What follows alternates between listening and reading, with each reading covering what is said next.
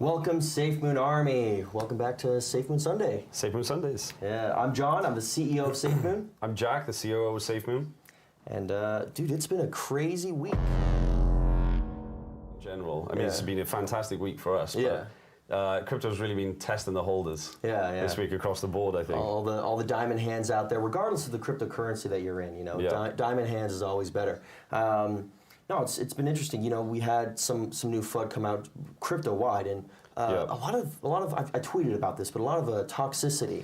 You know, when the markets go down, and you know, we're all one community. You know, Safemoon is a community, and then we're part of a much wider cryptocurrency community as well. And I think when things like this happen, when there's a couple bearish days, it really makes people sit back and go, oh, I'm going to stop tweeting angry things now. I'm going to actually realize that we're all part of a huge community, which is, people forget that big vision that cryptocurrency is. So it's a blessing and a curse, I suppose. No, I mean, and it's also been a great week for Safemoon. Yes, it has, Yeah, so we've a lot of work here at Safemoon. Amazing work this week. 2.25 million holders. Yep. So welcome to all the new holders out there. We had BitBNS Exchange. Yeah, which were amazing to work with, by the way. One of the fastest exchanges we've ever worked with, literally lightning, so incredible. They're done with Phase 1 tokenomics integration? Yep. Yeah, done with Phase 1 tokenomics integration. So, and that brings us to a total of 15 exchanges? Yep, 15 exchanges, with 6 that support tokenomics. So go look at my tweet. I actually listed them there. So developers, we've expanded that. Yes, we have. We're at 15 developers on the wallet alone. So we are screaming through that. And then we have 8 on the exchange and a variety of other teams working on other projects, some pertaining to Operation Phoenix, and others to other products that are coming, you know, in the further future. Yep. We've had further team expansions. Yeah, marketing and media. Marketing and media. So we've had 2 new senior hires. One of those being Dave. Dave Smith. Yep. Dave Smith, and 3 junior hires as well. And all of these people, I cannot state. They're incredible, aren't they? No, it took us. It took us a bit. You know, we were interviewing them. You know, we wanted to bring quality. So you know, it takes more than a few days to hire. I mean, that's just from the interview processes alone. Then it's all the HR work that goes into it as well. So welcome them. They've been great, and they'll be producing a lot more content here in the future. So partners. Fantastic new partner. Anonymous Key Technology. They're an encryption group. They're a lot stronger than today's standard, and they're NIST certified for. I mean, these are nerdy words for the people in the encryption space. But NIST certified. You can go look them up. And then we're in the final negotiations with that marketing firm, the larger one. Yes. Yeah, final negotiations with them. So we'll update you when we have more news. So expansion has been a really big. No, I mean big deal this week. You know, always, but.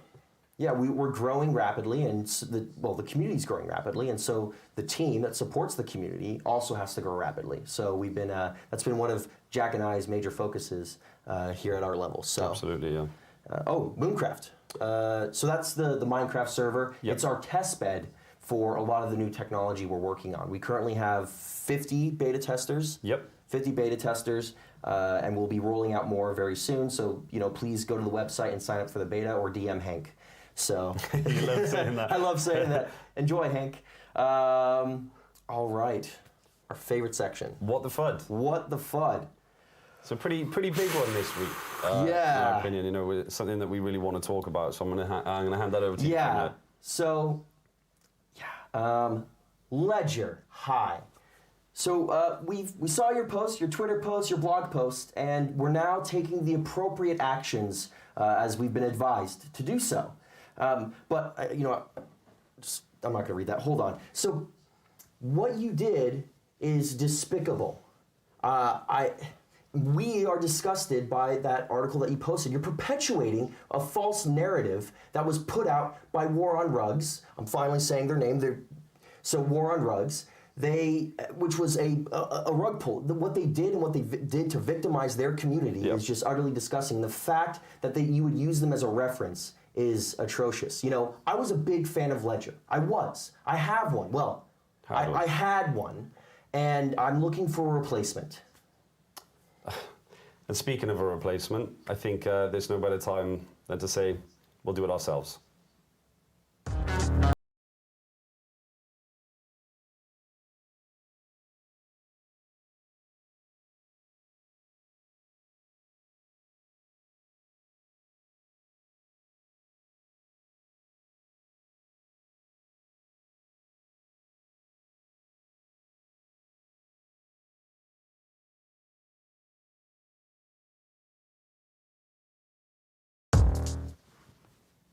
All right. No, we're really excited about that. Jack, we're looking at what? We're looking to release that end of summer. End of summer. This is a new product that we were actually initiating, because of recent events. So we'll update you guys along the way with all the development. But yes, there's our ledger. So, all right. Next piece of FUD that I want to address specifically is the Gambian. The Gambian. The stuff regarding the Gambia. So to those who DM'd me some of the stuff you said, it was disgusting. And you should be ashamed of yourselves. Same with the people who commented those ridiculous stuff that it's just anyway. But to reiterate and to kind of show a little bit more of what we've been doing, this has not been a recent endeavor in regards to the Gambia. My experience with the Gambia, it's been something I've been working on since 2018. Yes. In my Twitter post, I showed a photo of me with Song Kung and the Honorable James Gomez. In a meeting in DC where we discussed a lot of the technological innovations and the technology leadership technology thought that the Gambia has right now regarding their national development plans and strategies. So, crypto was a point of discussion, telecommunications infrastructure was a point of discussion, so a lot of good stuff came out from that meeting. But this has been an ongoing thing since 2018, in regards to the other projects I've worked on in the past, but crypto is something that it's always been in their mind. Yeah. I believe it's always been in their mind based on some of the stuff that's been said. But for sure, the way that they currently work with us and the conversations that you've been having. For a while with Song Kung Jwar specifically. Yeah, exactly. I think that it really shows that we put a lot of time into everything we do. Now, these discussions aren't finalized yet, and we're, as my tweet said, we're sending a team there very shortly, I believe here in the next week or so, to go further those discussions in regards to specifically SafeMoon. So really excited to move that forward. But that kind of wraps up the FUD for this week. Yeah, they were two important ones. I think we can move on to some community questions now. Yes. All right. So this is a big one. Yeah. I wanted to answer this for a while. I know a lot of people have been. I say a while. It feels like a while. It's like a week. Yeah. Every time is a week. But to the discrepancy in exchange reflections. Now, to summarize, basically, in a manner, we are breaking ground in an entirely new space. The community asked for centralized exchanges. That's absolutely something we brought to the table. Tokenomics are innovative as it stands anyway. Well, and they hadn't really done tokenomics to this degree. It's not been done really on centralized exchanges. There's different forms. People can kind of hint at it, but farming and airdropping is nowhere near the same thing. Yeah. So it's. I think people. Some certain people in the community might have a kind of negative opinion towards the reflection basis on centralized exchanges, and I just kind of want to talk about that. Yeah. We've had many conversations about it. Just to state that this is actually a really, really good thing, and it's a big deal, and it's really innovative. Well, yeah, specifically in regards to the integration, we were able to work with 6 exchanges right now, and more are on the way to roll out Feeding your family just got a whole lot easier. Zaxby's hand-breaded made-to-order chicken can now be delivered straight to your door. It's easy, it's delicious, and you don't have to do the dishes. Zaxby's Delivery. Order on your favorite delivery app.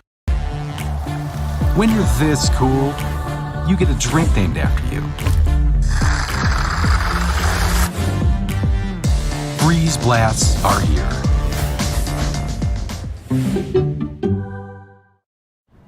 The search for stories is on. Out there, in the borderless, boundless unknown. Down your street, in your world. The place that you call home. Because it's there that great stories are waiting to be found.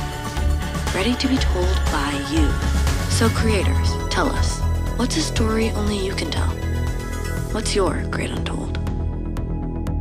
A phase 1 approach to tokenomics, and it's both a semi-manual and mostly automatic thing that they're working on and that they're doing. And I mean, the amount of man hours that they put in to integrate tokenomics, and you're seeing it. Bitmart just did the reflections this month, and they'll be doing it here in the future, and it's only going to get better. So this is a phase 1 integration.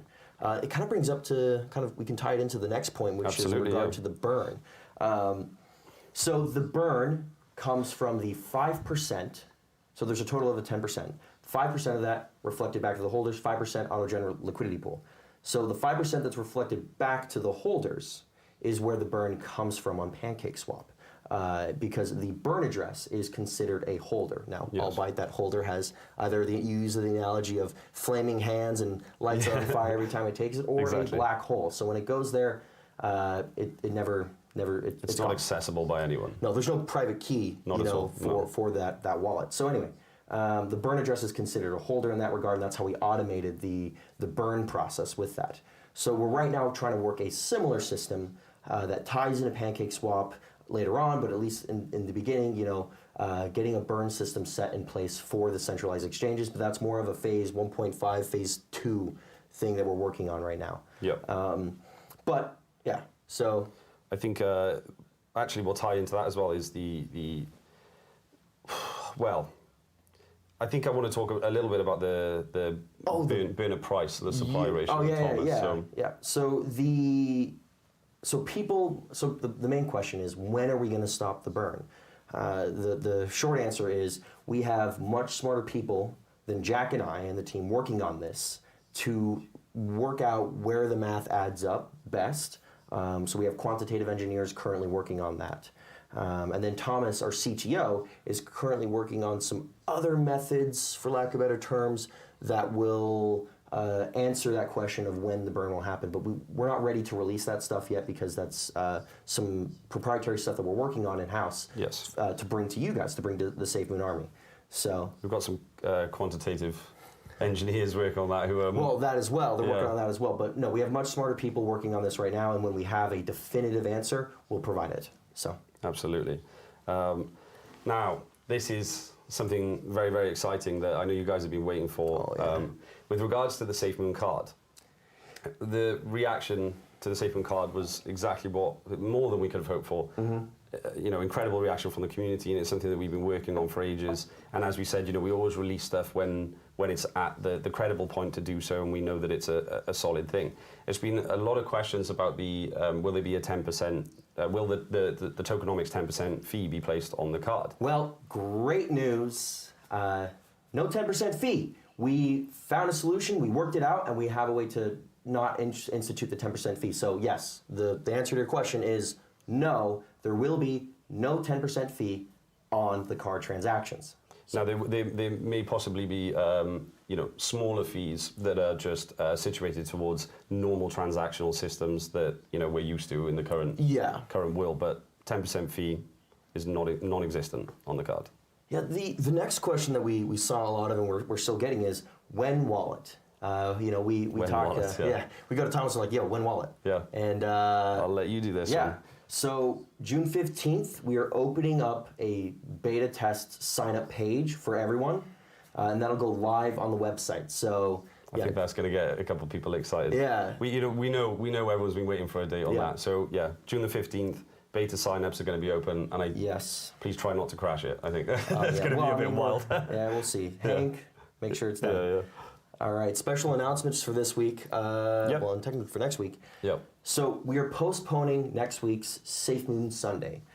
We will be traveling to meet with some incredible individuals. Some new partnerships. Some really exciting partnerships. And we have to meet them face to face to discuss some of the stuff we want to discuss, because well, they want to meet face to face, and so we're going to travel. We're going to see them and see if the partnership works out. So, yes. Yeah. Fantastic. I think we covered a lot of exciting stuff. Yeah, really. A lot of stuff this week. Absolutely. No, we're really excited for a lot of the developments in the pipeline. We're hoping. I'm really mushing the developers along to make sure we can get some more definitive dates out here in the coming weeks. I think with the team growth as well, there is an exponential speed growth at the moment, isn't there? Which is really interesting to see, and that's actually why we talk a lot about timelines, and we're only going to say them when we're certain, because in actual fact, it's more possible that they could speed up. Instead, things are moving fantastic, I have to say. No, we're really excited for these next few weeks and our upcoming trip. So anyway. Absolutely. I'm John. I am the CEO of Safemoon. I'm Jack Haynes, the COO of Safemoon. We are family. We are Safemoon. Thank you for watching.